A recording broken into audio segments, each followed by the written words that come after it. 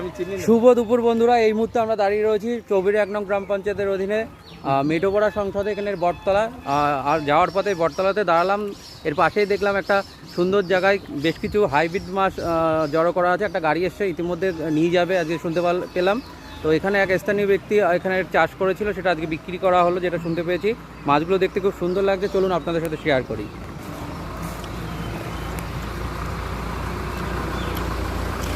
দেখুন কত সুন্দর লাগছে।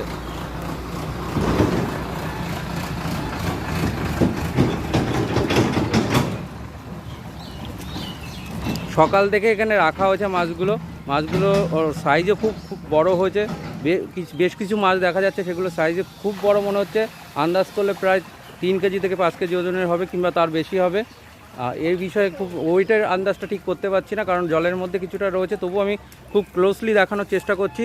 আপনারা দেখুন কী সুন্দর মাছগুলো রয়েছে। মাছগুলো নেওয়ার জন্য ইতিমধ্যে গাড়ি এসে দাঁড়িয়ে রয়েছে। এখনও কিছু মাছ আসছে, সেই মাছগুলো নেবে, তারপর এখানে। তো সকলকে এটা দেখানোর জন্য ভিডিওটা করা। আশা রাখছি যারা দেখেননি তারা দেখবেন এবং লাইক করবেন। ধন্যবাদ, সবাই ভালো থাকবেন। আবার শুভ দুপুরের শুভেচ্ছা জানিয়ে আমি আমার এই ভিডিওটা শেষ করলাম। ধন্যবাদ, ভালো থাকবেন।